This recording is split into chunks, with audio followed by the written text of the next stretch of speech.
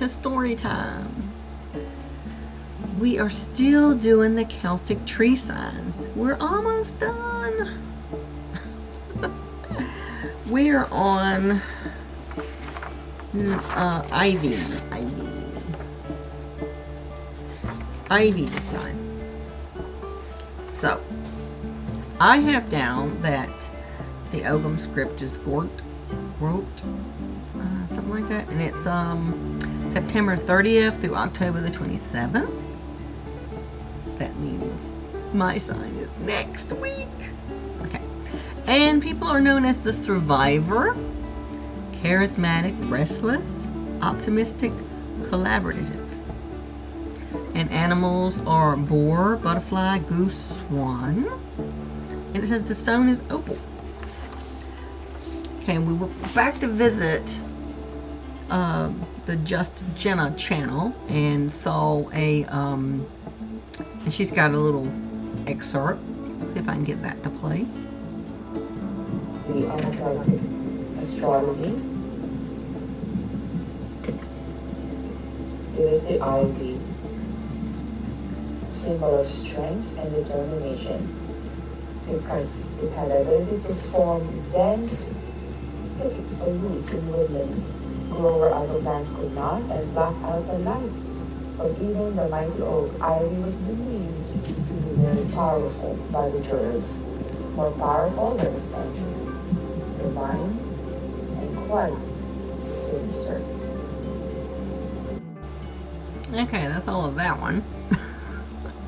She pretty much, I think, just repeated what we just read off the chart there. But I did find some interesting information on some of the things. And let me see. We're going to...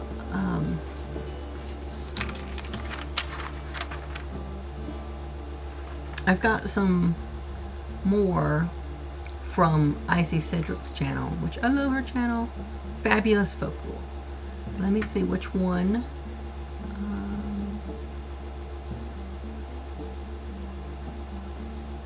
I need the details.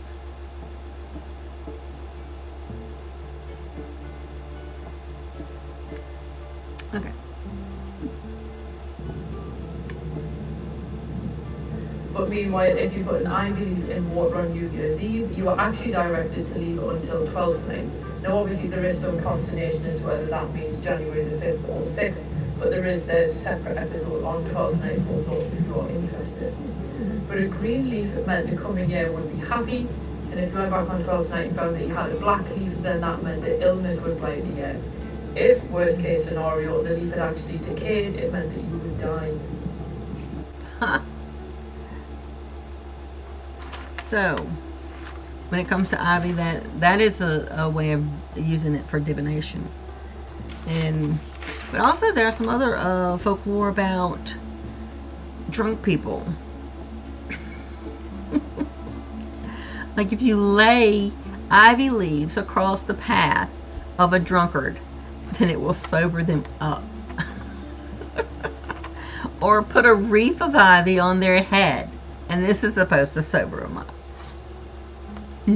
As far as medical, you can soak the ivy leaves in vinegar and use them as a poultice on corns, and it's supposed to help get rid of corns.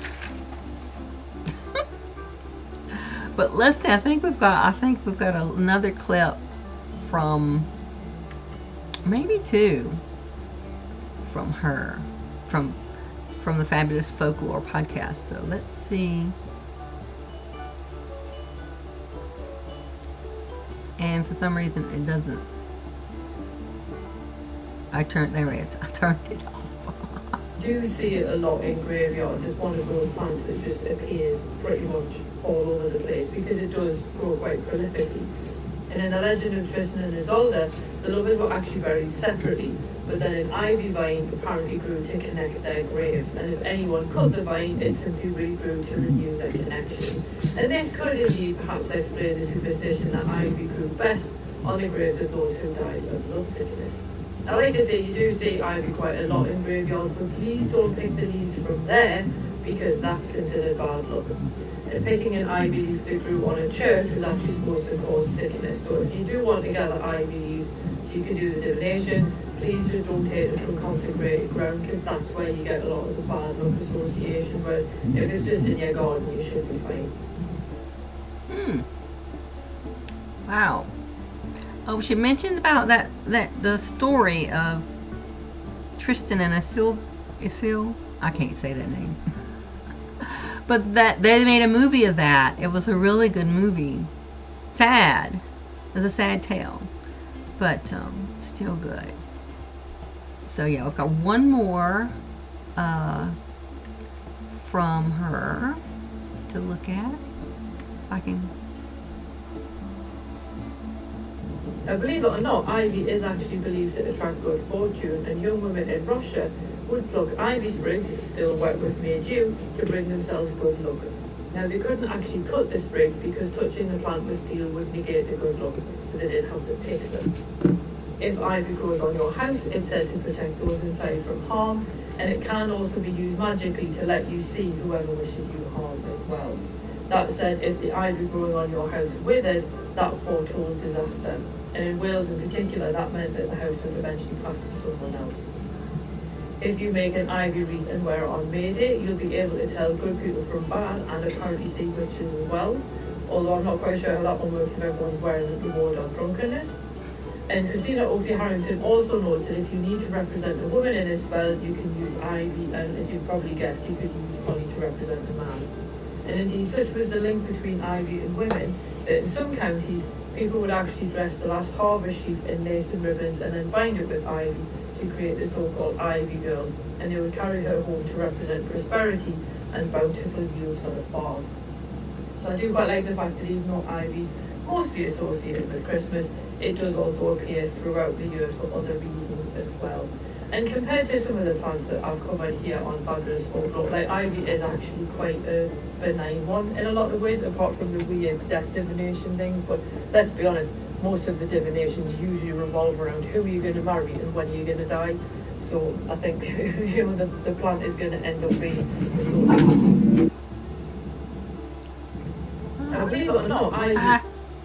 Starting it back up. Okay.